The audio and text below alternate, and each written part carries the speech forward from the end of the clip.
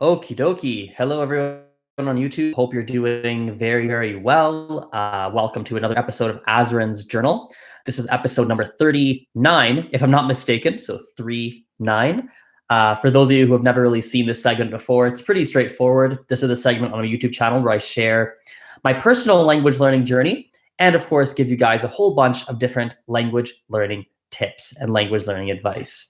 Now, something really cool happened in the last video, and it's given me a bit of a spark, a little bit of an idea that perhaps we can carry into the remaining Azren's Journals videos. We're gonna see. I'm gonna test it out today, and we'll see how I feel about it. But in the last video, if you didn't watch it, it was pretty straightforward. I did a bit of a listening comprehension video where I'd talk about some stuff in Spanish and then talk about the same thing in English to confirm that you understood what I said. Talk about some stuff in French, say it in English, confirm you understood. Talk about some stuff in Mandarin, confirm in English, say it, etc., etc.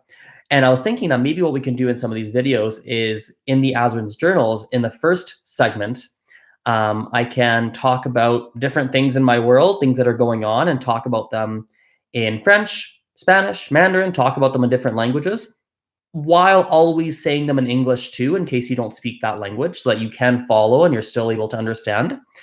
And I think that might be something that'll work well. One of the most common requests I get is, Azren, why don't you make content in other languages that you speak? Well, perhaps this is the way I can get some extra content made in other languages. I do want to see some feedback on this, so let me know in the comments. Give me some likes or dislikes. Like, give me something so I can see if this is something that's a popular idea or not. Perhaps comments are actually the best way, or like in the live chat, if you're watching it live, that's a good way to show me.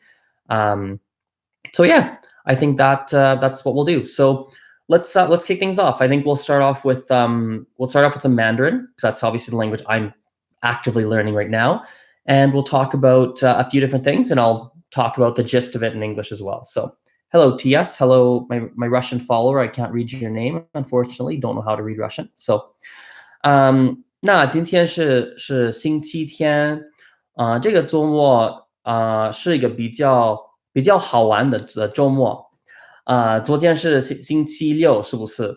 所以呢，今天不是，昨天我做了很多语言活动，每一个星期六，我会安排有些语言交换。比如说昨天从十二点到2点，我们有一个练习法文的活动，然后从2点到4点是一个练习西班牙文的活动，然后4点到5点半是一个练习中文的活动，最后的活动就是学英文的活动。所以每一个星期六就是这样的。我觉得星期六是我最喜欢的日子，因为我可以跟别人说话呀，我可以练习不同的语言，我可以学中文，我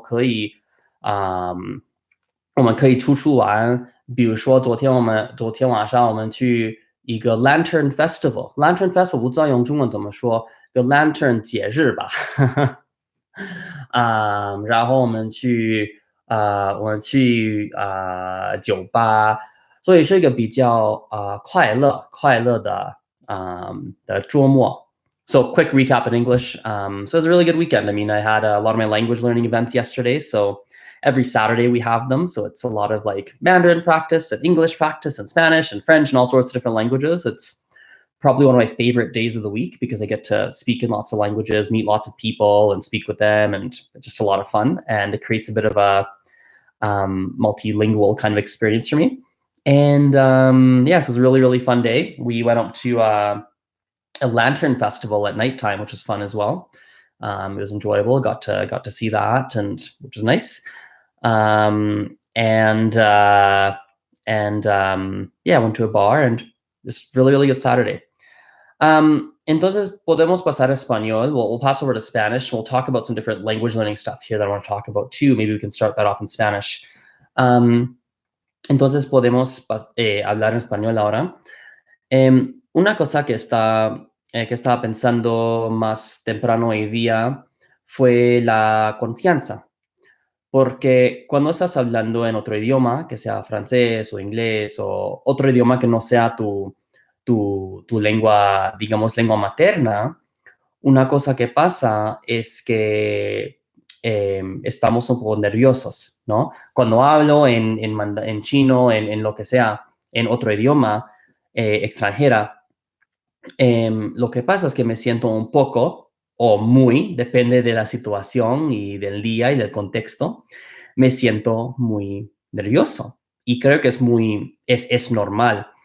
Y cuando estás nervioso, cuando estás nervioso, cuando yo estoy nervioso y estoy hablando en otro idioma, afecta y tiene bueno, influye pues mi nivel de fluidez en este idioma, right? So I'll say that all in English, like, when you've got less, when you speak in another language, right, in a foreign language, often you feel nervous. It's like pretty normal. You feel nervous. I feel nervous for sure. Sometimes a little bit, sometimes very. And that nervousness will actually affect your fluency, which is kind of an interesting thing. So it's funny how fluency is such a great topic. And I've said this before. It's not the first time I've said that piece of advice, but definitely something that's on my mind. A little bit of French, and then we'll pass on to the primary meat and bones of this episode here, which is a piece of advice I've never shared. But let's get some French out of the way first. Alors, qu'est-ce que je peux vous raconter en français? Je sais. Donc, maintenant, c'est le 4... Attends, je vais vérifier. Oui, c'est dimanche le 4 août. Et je crois que c'est le 23 août. Il y a un événement qui se prend place à Montréal. Et c'est un événement pour les personnes qui aiment... Enfin, une conférence, quoi, un festival, pour les personnes qui apprennent une autre langue, ou qui aiment apprendre des langues, quoi. Et je pense que ça va être très amusant. Et une chose que j'aime bien, c'est quand je suis à Montréal, ça me donne une opportunité de pratiquer, de parler français avec les autres personnes. Parce que ici à Calgary, c'est la ville où moi j'habite, j'ai beaucoup d'opportunités de parler en français, en espagnol, en chinois et tout ça, mais ce n'est pas un environnement d'immersion. C'est-à-dire que Calgary, c'est une ville anglophone, tout le monde parle anglais et non français. Alors, ce qui se passe, c'est que, oui, je peux pratiquer des autres langues, mais je peux pas les pratiquer dans un environnement d'immersion. Et donc, je pense que ça va être bien amusant quand je suis là à Montréal pour pratiquer le français et être immersé. Je ne sais pas si immersé, ça existe en français, mais bon, bref, c'est pas grave. Être immersé, quoi, en français. So, I'm going to be in Montreal in end of August, like the 23rd, I believe it is. And it's nice because I'll get to practice French. And while I get to practice French in Calgary, and I do get to speak different languages here in the city, it's not really like an immersion environment, right? It's not necessarily, I'm not really immersed in it, which is different, right? And when I'm in Montreal, it'll be like a French mini immersion per se, where I can practice with francophones and be really, really immersed and have French almost as a primary language, not something I'm speaking with someone else. Also, quick correction on something I said. I said immersé in French, which is immersed, but that's not the right word. I probably should say immergé, actually, not immersé, as I'm like, not actually, let's be real. I Googled it. Like, I literally looked in the dictionary and I was looking at it. I'm like, oh yeah, that's right. It is immergé and not immersé. So yeah, anyway, I'm not sure if you guys like that quick little intro in different languages. I don't know, maybe we'll do it every time. I'm not sure. It felt kind of natural, kind of unnatural. I might need to find a rhythm or cadence with it, but I digress. Let's continue the rest of this in English, and I've got some different things I want to talk about. So the first tip is a piece of advice I've never shared before, and it's something that occurred to me today. And the second piece of advice that I have is something that I have shared before, but it's still something that's worth talking about. So actually, to be real, the second thing is also something I don't think I've talked about as I'm like pondering it now. Anyway, so one thing I was thinking about today is that the value of imitation. Now, imitation is a very common language learning strategy that people use. It's something that people do all the time. I've talked about it before. But there's a very specific way you can use imitation to improve your fluency in another language that occurred to me today. And it's something I've done for a long time, but I never consciously realized it. So follow the following process. Do the following. Number one, I want you to find a video or a podcast about, or even a blog post for that matter. Blog post could work too, written by or created by a native speaker of your target language, about a topic that you're interested in. So maybe you like fishing, maybe you like football, maybe you like, who knows, juice. I'm looking at some juice on the counter. Maybe you like oatmeal, maybe you like technology, whatever it is. Find some article or video or podcast about a topic in your target language done by a native or advanced speaker of that language and consume that piece of content, okay? Try and find something at your level. So if you are really advanced, I mean, you'll be able to find most things you'll understand. If you're intermediate, you're gonna have to find something a little bit lower. Beginners, it gets even harder, but you can try your best to find something that you're able to understand a decent chunk. Once you found that piece of content and you've looked up the words and you've done your absolute best to understand the highest percentage of that content as you can, what I want you to do is the following. I want you to either take your phone, or if you're lucky enough to have a teacher or a language exchange partner or something, or if you're comfortable making content online in your target language, I want you to actually talk about that topic that you consumed in a video, and I want you to actually talk about that topic.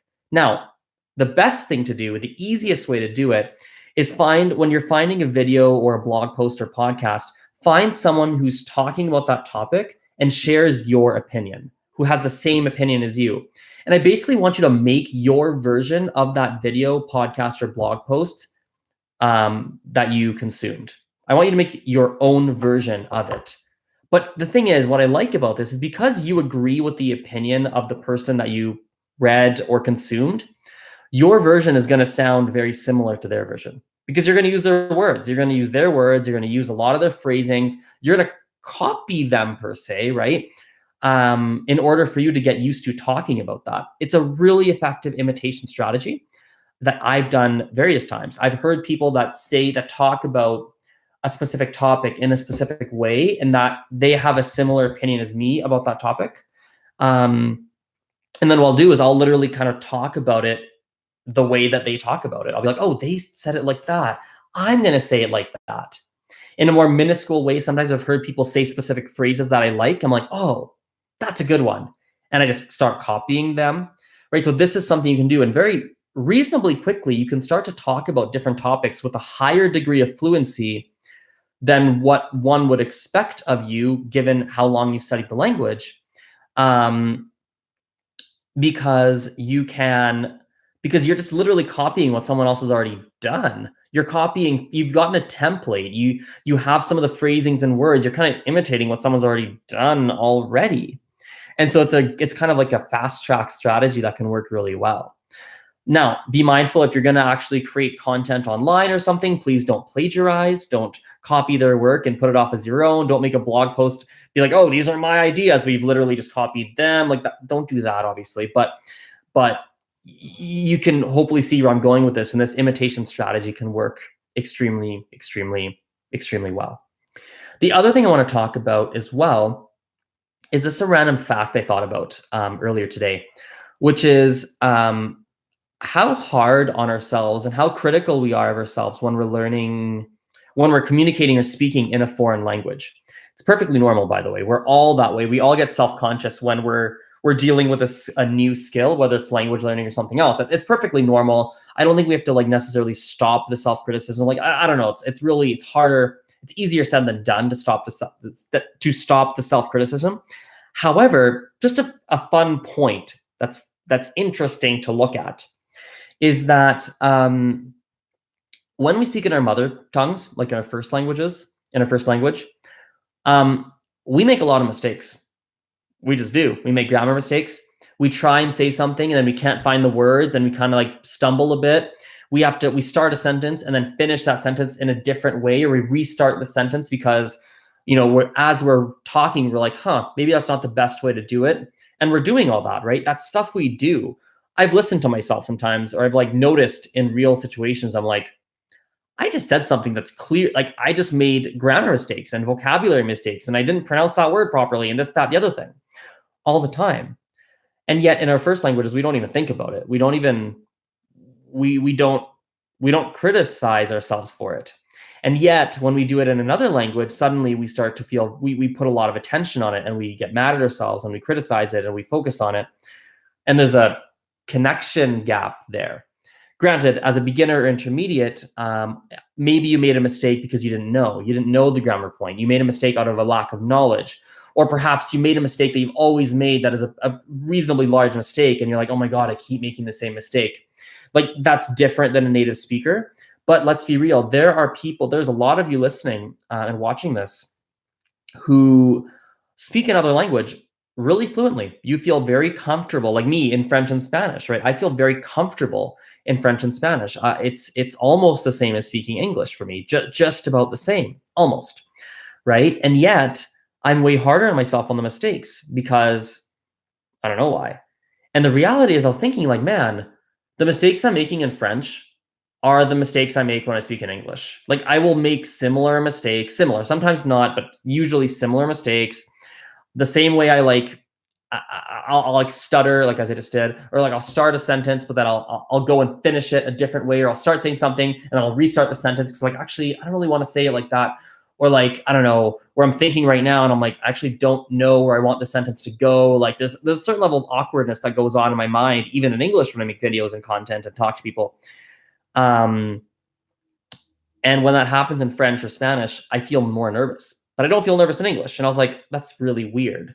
If I'm reasonably speaking the same fluency in French and Spanish, I shouldn't feel significantly more nervous in French and Spanish when I hit a moment of, I don't really know what the next word in my sentence should be.